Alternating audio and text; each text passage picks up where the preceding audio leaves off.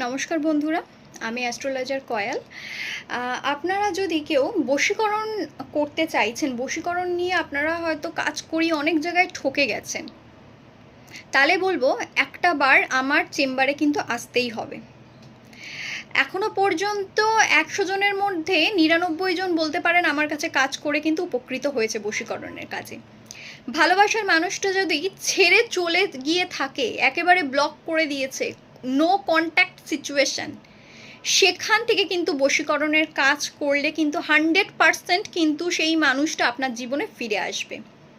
আমি সবসময় বলে থাকি বশীকরণের কাজ সঠিক নিয়মে, সঠিক পদ্ধতি মেনে করতে পারলে 100% কাজ করবেই করবে।